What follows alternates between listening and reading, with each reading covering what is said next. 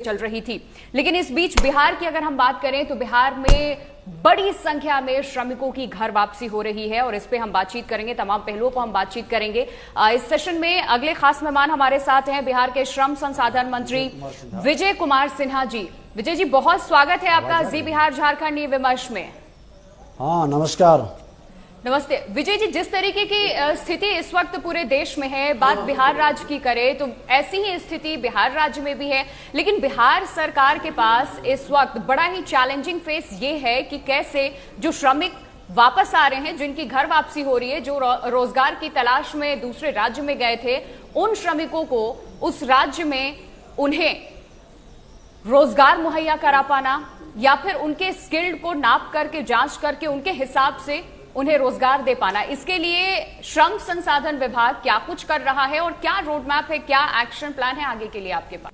नहीं, देखिए, ये सच है कि ये सबसे बड़ा आपदा पहली बार देश के अंदर ही नहीं विश्व के अंदर मानव जाति के ऊपर महासंकट बन के आया है और पूरे विश्व के लिए ये पहला अनुभव भी है।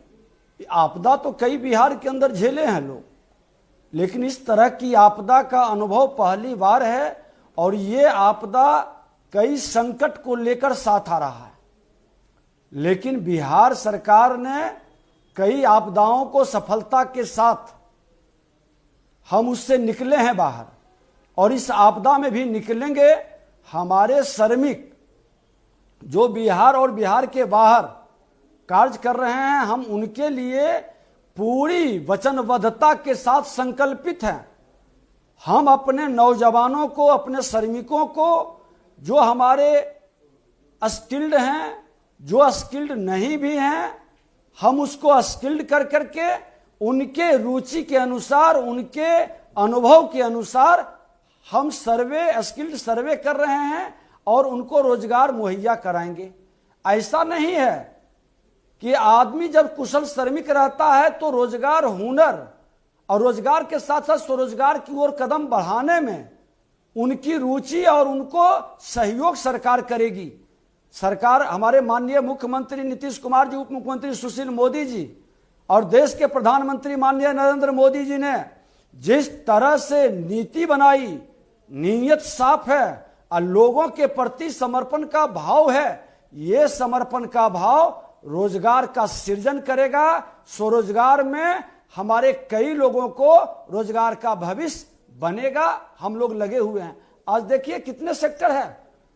आज 2.5 करोड़ से ज्यादा 4 करोड़ तक हमारे मनरेगा के अंदर कार्य दिवस तय किए माननीय मुख्यमंत्री जी। 7 निश्चय के अंदर कई रोजगार का सृजन है। आज जल जीवन हरियाली के अंदर, इसके अलावे आधा दर्जन से ज्यादा हमारे वर्क डिपार्टमेंट के अंदर करीब 2.5 लाख से ज्यादा योजनाओं का श्री गणेश हुआ है, जिसमें रोजगार मिलेगा। लेकिन इससे भी ज्यादा महत्वपूर्ण है कि हम इन श्रमिकों के लिए अस्थायी व्यवस्था बनाएं और वो अस्थायी व्यवस्था माननीय प्रधानमंत्री जी का जो सूक्ष्म लघु उद्योगों के लिए उपहार मिला है और मुख्यमंत्री जी ने स्किल्ड सर्वे के माध्यम से जो निर्देशित किए हैं, यहाँ के लोग अपने घर के अंदर अपने रोजगार का सृजन करके एक बड़ा मार्केट भी मेरे पास है, उसका लाभ उठाएगा और यहाँ के लोग अपने परिश्रम की रोटी खाते हैं, अपने मेहनत, अपने हुनर से गुणवत्तापूर्ण व्यवस्था को बनाते हैं। कई राज्य के अंदर उन्होंने उसके चेहरा को बदल दिया, उसके रूप को बदल दिया। लेकिन अभी तक इनका डेटा तैयार नहीं हो पाया है। इतनी देरी इसमें क्यों हो रही है आखिरकार? नहीं, डेटा तैयार हो रहा है। आप देखें कि अभी डे टू डे आ ही रहे हैं। सरकार के निर्देश के अनुसार ट्रेन से भी आ रहे हैं, कुछ अपने से, कुछ बस से, कुछ नकारात्मक भाव पैदा करने के कारण परेशान श्रमिक पैदल चल दिए थे। उस राज्य ने अपनी जिम्मेदारी तय नहीं कर पाया और लोगों को अपने राज्य से जाने के लिए उत्साहित कर दिया, जिसका खामियाजा हादसे के रूप में भी कई बार हुआ।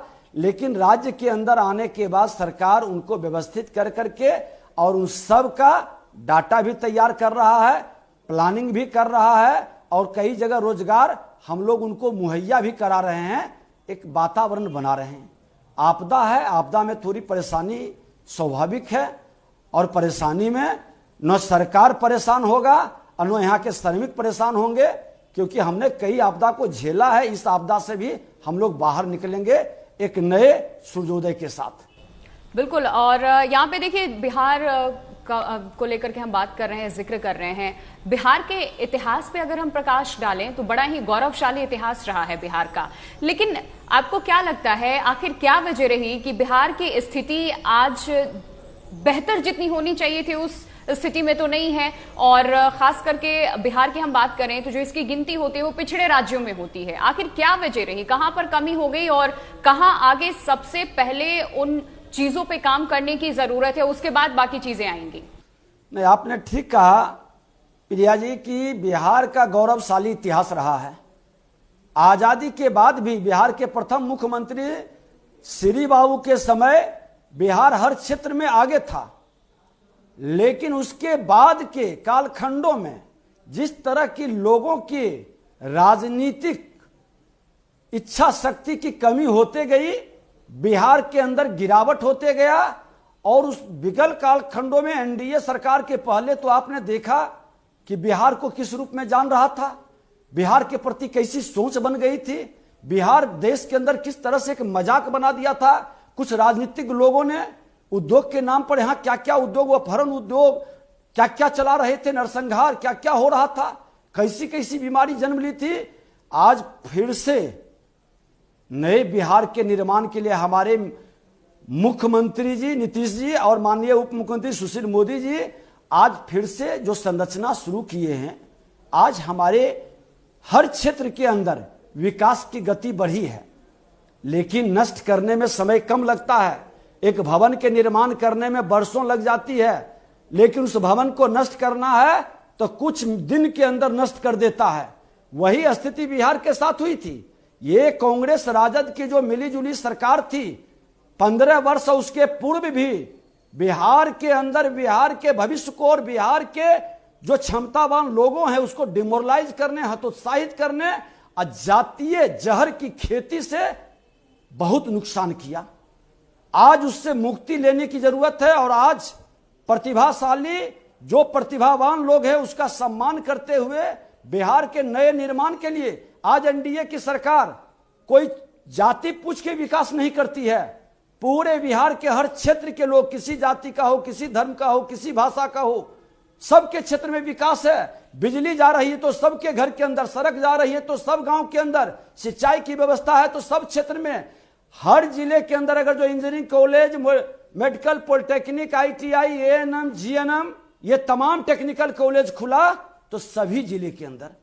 बिल्कुल, ये स्थिति जो है इस वक्त बहुत ज्यादा कह सकते हैं क्रूशल फेज है हर किसी के लिए, हर स्टेट के लिए। लेकिन बिहार राज्य के लिए एक अच्छी बात इस बीच में ये है कि जितने भी श्रमिक हैं, जो प्रवासी मजदूर हैं, वो बिहार वापसी कर रहे हैं। और देश का शायद ही कोई ऐसा राज्य होगा, कोना होगा, जहां पर बिहारी मजदूर नहीं है, जहां पर बिहार वासी नहीं है, जो अपना योगदान नहीं देते हैं, स्किल्ड या अनस्किल्ड लेबर की हम बात कर लें।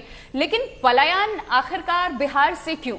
क्योंकि बिहार में रोजगार के अवसर भी हैं, लेकिन बिहार में जो निवेशक है वो आना पसंद नहीं करते हैं। आखिरकार इसके पीछे की क्या वजह रही है?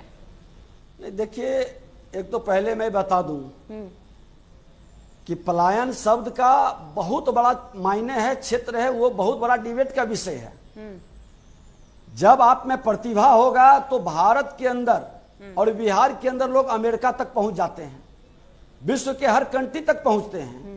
ज्यादा आपके प्रतिभा का सम्मान हो, ज्यादा लाभ हो, इसके लिए लोग अमूमन है कि अपने राज्य के अंदर बाहर जाते हैं, देश के अंदर, देश से बाहर विदेश के अंदर जाते हैं। लेकिन ये आपने सच कहा कि निवेशक भयभीत क्यों हुआ। यहां कई इंडस्ट्रीज थी। कांग्रेस की सरकार में जब बिहार के प्रथम मुख्यमंत्री थे बहुत सारे इंडस्ट्रीज खुले थे, लेकिन बड़ा इंडस्ट्रीज का पार्ट मेरा झारखंड चला गया। बिहार के अंदर जो बचे वो जंगल राज के समय में उसको या तो इतना अत्याचार किया गया, इतना परेशान किया गया कि वो बंद कर दिए और बंद की स्थिति में जीर्णशीर्ण हो गया। वो टेक्नोलॉजी ओल्ड हो गया, कोई इंटरेस्ट नहीं लिया नए टेक्नोलॉजी, नए वातावरण में रोज उद्योग लगाने के लिए। जब बिहार और एक तीसरा फैक्टर भी है कि बिहार घनी आबादी का राज्य है, लैंड की भी कमी है। सरकार ने कई बार आमंत्रित भी किए, हमारे माननीय मुख्यमंत्री जी ने निवेशक को, कुछ लोगों ने इंटरेस्ट लिया। आज आपको जानकर के खुशी होगी कि 5,500 से ज्यादा छोटे बड़े उद्योग बिहार के अंदर हैं। कई अच्छे अच्छे उद्योग आए भी हैं, लेकिन जिस रेशियो में आना चाहिए, जो फैसिलिटी यहां बेहतर मिलनी चाहिए, आपने देखा कि एक छोटा सा परिवर्तन हम लोगों ने किया कि ज्यादा से ज्यादा प्रोडक्शन हो, कंपनी वाले को नुकसान नहीं हो, लेकिन मेरे लोगों को रोजगार मिले। 8 घंटा से 12 घंटा उसको मेहनताना भी मिलेगा, रोजगार का अवसर भी मिलेगा, और कोई उस पर पाबंदी नहीं है कि आप 12 घंटा करें ही, जिसकी इच्छा होगी करेगी। किस तरह से नकारात्मक माहौल खड़ा किया गया। आरजेडी के लोग, कम्युनिस्टों के लोग, कांग्रेस के लोगों का कैसा बयान आने लगा। यही घृणित मानसिकता से निवेशक डरते हैं। लोग को लगता है कि यहां पर जो एक जिम्मेवार विपक्ष होनी चाहिए, एक सकारात्मक भाव का विपक्ष होना चाहिए, वो विपक्ष सिर्फ नकारात्मक, घृणा, नफरत और संकीर्णता की भाव से ग्रसित है। बिहार के अंदर में बताइए, श्रीमती राबड़ी देवी भी मुख्यमंत्री बन सकते हैं, ऐसा भी बिहार के अंदर हो सकता है। विजय जी, ये बातें ठीक है, ये हम इलेक्शन टाइम में करेंगे तो शायद ज्यादा बेटर होगा और शोभा देंगे, लेकिन इस वक्त जितने लोग आपको सुन रहे होंगे और जितने श्रमिक इसका प्रभाव जो मजदूर हैं, इसका प्रभाव पड़ा है। वो ये चाहते हैं कि वर्तमान निवेशक आगे पीछे का हिस्ट्री पढ़ता है, के पास ब्लूप्रिंट तैयार है, रोजगार देने के लिए तैयार है सरकार, श्रम संसाधन विभाग आपके पास है, मंत्री हैं उसके आप, तो ये मान के चले कि ये पूरा ब्लूप्रिंट आप लोगों ने तैयार कर लिया है। बहुत जल्द इन लोगों को आश्वस्त किया जाएगा कि इनके स्किल के आधार पर, इनकी क्षमता के हिसाब से इन सभी को रोजगार दिया जाएगा। देखिए कि मैं बता दूं कि सरकार आज एक सौभाग्य है कि केंद्र और राज्य में एक सक्षम मजबूत नेतृत्व की सरकार है जी, और दोनों सकारात्मक और विकास के प्रति समर्पित हैं। ये एक अच्छी बात है, और ये सकारात्मक सोच, सकारात्मक विचार कहीं न कहीं बिहार के लिए एक अवसर लेकर आया है। ये आपदा जरूर है, लेकिन इस आपदा में भी एक अवसर है, और इस अवसर के लिए ब्लूप्रिंट तैयार है। ब्लूप्रिंट हमारा लघु कुटीर उद्योग के लिए, सूक्ष्म उद्योग के लिए सरकार मन के अंदर भाव बना चुकी है। हम बड़े उद्योग के लिए बहुत व्यवस्था कितना बना पाते हैं वो अलग विषय है, लेकिन छोटे छोटे उद्योग के लिए हम अवसर देंगे, हम उनको लोन देंगे, उनको फैसिलिटी देंगे, टेक्नोलॉजी देंगे, उनको मार्केट उपलब्ध कराएंगे, और इस तरह से एक अच्छा वातावरण बन सकता है। बिल्कुल, आपने बदलाव की ओर इशारा किया है और कहते भी हैं कि परिवर्तन ही संसार का नियम है। अच्छी बात है कि इसको आप लोग साथ लेकर के चल रहे हैं। लेकिन आपके विभाग ने, श्रम संसाधन विभाग ने, क्या मजदूरों को, उनके स्किल को और बेहतर बनाने के लिए किसी नई टेक्नोलॉजी से इंट्रोड्यूस करने का यहाँ पर निर्णय लिया है, या ये तैयारी चल रही है, या फिर जो कामकाज का तौर तरीका है इसमें किसी तरीके का कोई बदलाव किया जाएगा, जो घंटे हैं वो कम किए जाएंगे, बढ़ाए जाएंगे, इसको लेकर के कुछ तैयारियां चल रही हैं आपकी? देखिए, श्रम संसाधन विभाग पहले से भी ITI के माध्यम से हम बच्चों को प्रशिक्षित भी कर रहे थे, ट्रेनिंग भी दे रहे थे। प्रधानमंत्री कौशल विकास केंद्र के माध्यम से, डोमेन स्किल के माध्यम से, KYP सेंटर के माध्यम से हम लोगों को डिजिटल इंडिया का पार्ट बना रहे थे, शॉर्ट टर्म ट्रेनिंग दे रहे थे। उसके माध्यम से हम ट्रेनिंग ही नहीं, हमने तो एक प्लानिंग भी किया था। लॉकडाउन आने के बाद थोड़ा सा कहीं न कहीं वो गति रुकी है कि जो हुनरमंद है उनको हम रोजगार के लिए उनको औजार भी देंगे, प्रशिक्षण भी देंगे और औजार भी देंगे, और इसको आगे बेहतर करने के लिए सरकार लोन भी देगी, सहयोग भी देगा और टेक्नोलॉजी भी प्रदान करेगा। हम लोग एक प्रारंभ कर चुके हैं, एक वातावरण बना रहे हैं। अभी परिस्थिति जिस गति से बढ़ रही है, ये कोरोना महामारी से, इस आपदा से मुक्त होने के बाद, थोड़ा सा सामान्य स्थिति हो जाने के बाद एक अच्छा वातावरण बनाएगा। और ये बता दें कि एक सबसे अच्छी बात है कि आज 2 महीना से ज्यादा लॉकडाउन रहा। लोग को लग रहा था कि बिहार के अंदर कामकाज बंद हो गया, पूरे देश के अंदर बंद हो गया। बिहार बहुत गरीब राज्य के रूप में इसको समझ रहे हैं। एक भी आदमी बताइए, सरकार उतना मुस्तैदी से खड़ा रहा, सामाजिक संगठन मुस्तैदी से खड़े रहे, हम आप सब लोग सजग रहे, एक भी आदमी भूख से नहीं मरा। एक भी आदमी को कहीं पूरे बिहार के अंदर कोई बता दे।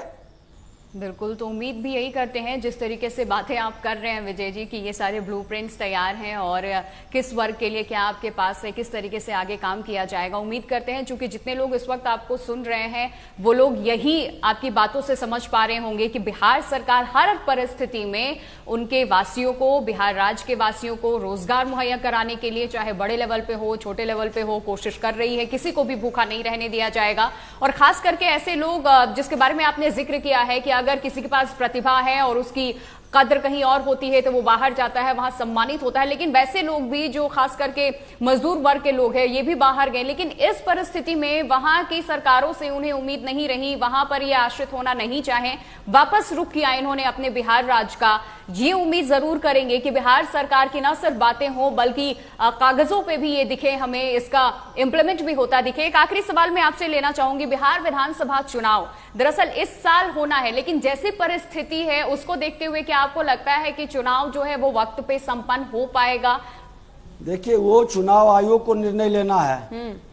हमारी जिम्मेवारी है अपने बिहार को स्वस्थ सुरक्षित रखने का और बिहार को आगे बढ़ाने का, और सरकार अपनी जिम्मेवारी की ओर बढ़ चुकी है।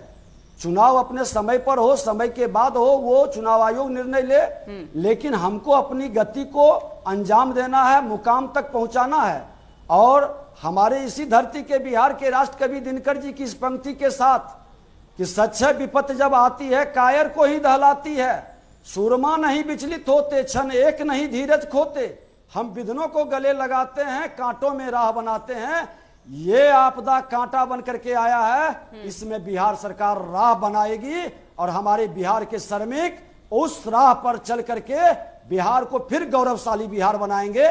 ये आपको हम वचन देते हैं और इस उम्मीद के साथ कि हम नकारात्मक भाव से नहीं, हम पूरे सकारात्मक भाव से कदम बढ़ाएंगे और एक नया बिहार के रूप में ये आपदा में जो अवसर मिला है इसको हम ले जाएंगे, अंजाम तक पहुंचाएंगे।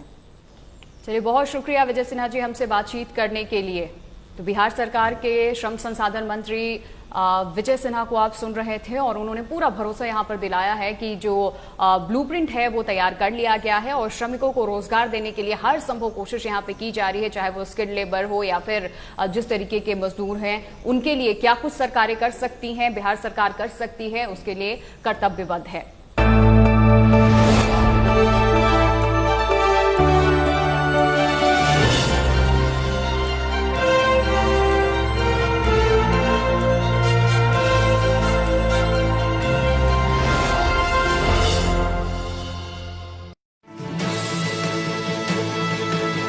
कोरोना को कैसे हराएगा बिहार?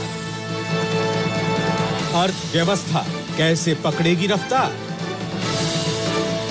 प्रवासी मजदूरों से कितना सरोकार? बिहार के टॉप लीडर्स रखेंगे अपने विचार। जी बिहार झारखंड पर 29 मई को दिन भर देखिए बिहार ई विमर्श। प्रेजेंटेड बाय श्रीवीर टीएमटी, सुरक्षा हमेशा। एसोसिएट स्पॉन्सर शिखर करियर इंस्टीट्यूट, जो एक्सक्लूसिवली है मेडिकल एंट्रेंस एग्जाम के लिए। गंगोत्री शुद्ध मसाले एवं तेल, वही खुशबू वही स्वाद जो रहे हमेशा याद। को स्पॉन्सर बिहार का एक उत्कृष्ट संस्थान L N Mishra college of business management, Muzaffarpur. Madam, ये तो जादू की छड़ी है।